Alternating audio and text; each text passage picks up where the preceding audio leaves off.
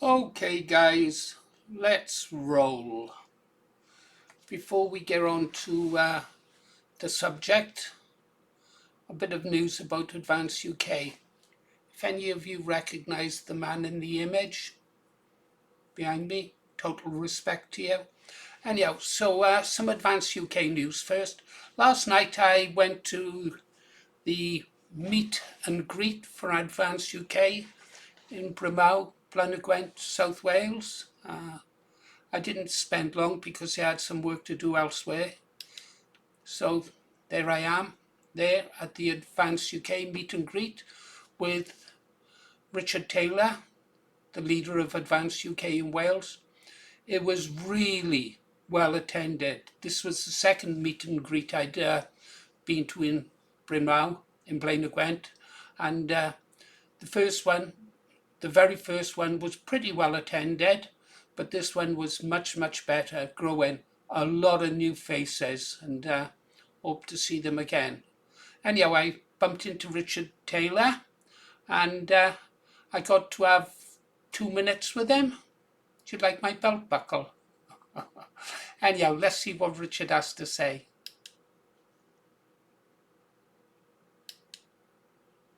Hi Richard, how are you doing? Hi, good, thank you, Paul. Good to see you again. What's it like to be back in Brimau? Oh, I love you. I got fond memories of you, as you know. I love Blaenau Gwent, love Blaenau, love Brimau. Brilliant. It's great to be back. Yeah. It's funny, every time I seem to see you, you seem to be walking into a pub.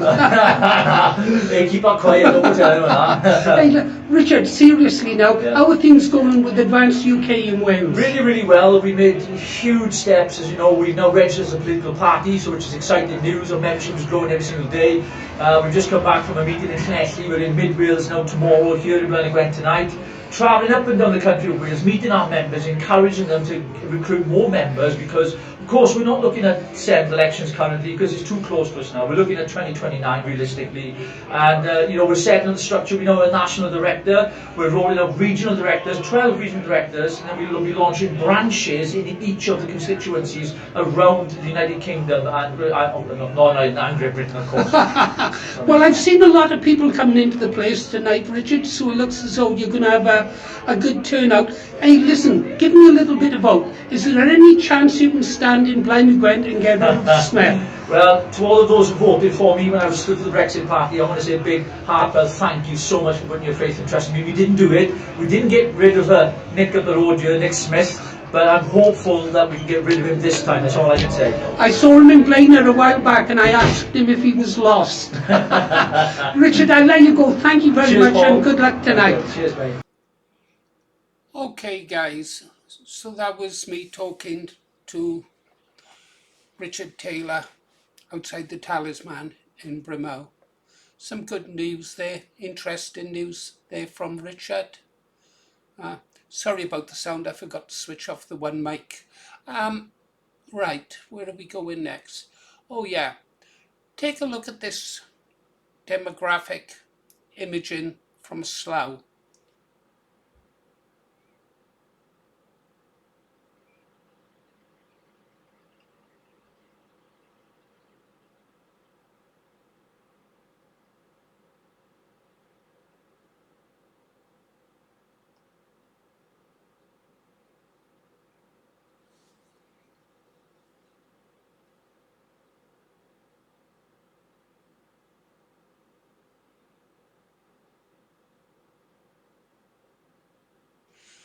I think I mentioned to you that I used to live in Buckinghamshire up until the age of 10 before moving back to Wales with my parents, and sometimes I'd go into Slough as a child to the Saturday Madness, and this must have been round about 1959, yeah, and it was starting to change then. There were large numbers of Asians moving into Slough. I can't remember whether they'd be Pakistani or Indian. I wasn't aware of sort of Pakistani or Indian races then. I was just a child, if you remember. But I can recall at the time that people had started noticing, and there used to be jokes on television about the newcomers eating tins of Kitty Cat. If you think I'm joking, just Google it and search it, kitty cat. And what it was, they couldn't read the language, so they would buy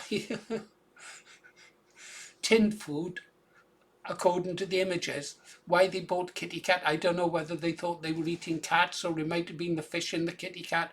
I've no idea.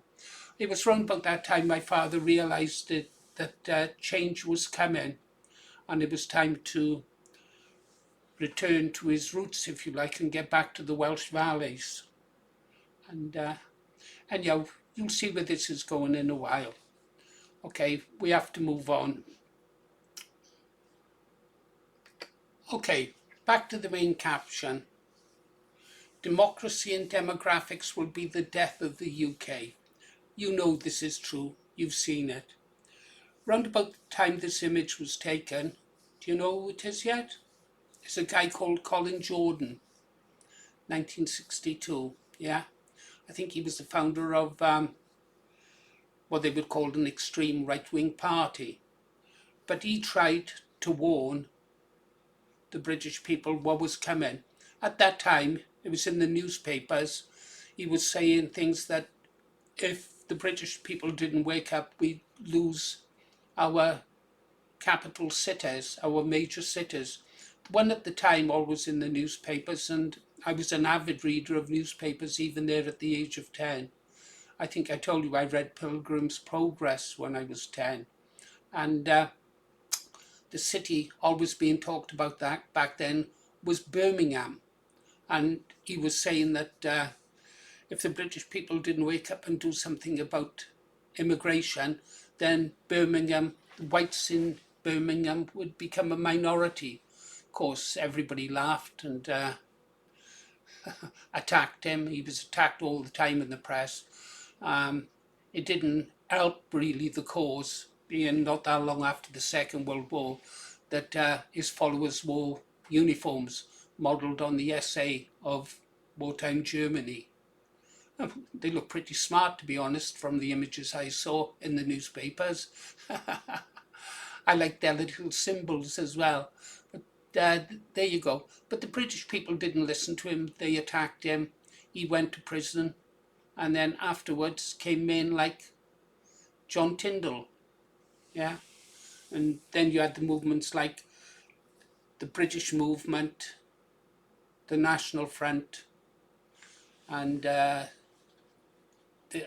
was a Mosleyite one as well, of something of British fascists, and they were all warning at the time, but all these people were attacked, like Colin Jordan and John Tyndall, and afterwards people like Nick Griffin. Love him or loathe him, he was trying to warn the people about what was to come, and all of these people were attacked, and Jordan and Tyndall were imprisoned for their beliefs, for trying to set up a magazine that was called, I think it was Spearhead.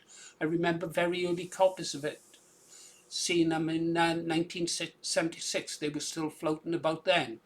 And but they tried to warn the British people. And here's where I'm going to have a go at your grandparents, who are my age, yeah? You fought against us in the streets. We rolled around in the gutters with you, didn't we? Yeah? You attacked us constantly. You vilified us. You cost us our jobs. Yeah? And you said we were lying. And now, look around our country.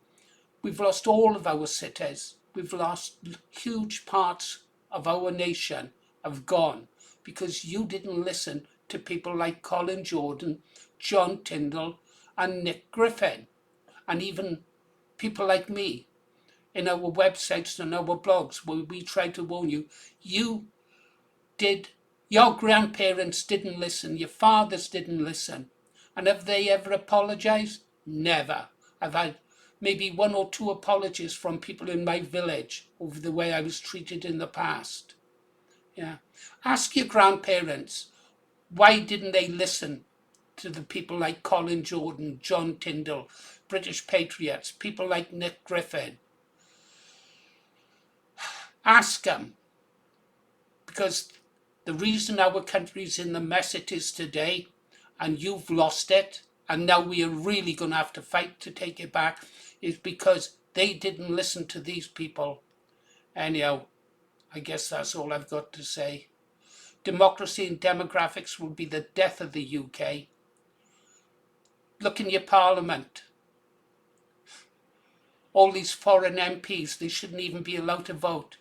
You've got coloured people coming on the TV every night telling us how rotten our country is, what we should be doing to make it better.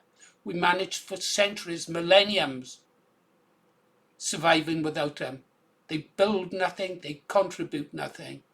Anyhow, because you didn't listen to the people I mentioned, now you are going to have to fight. Yeah, good luck with that.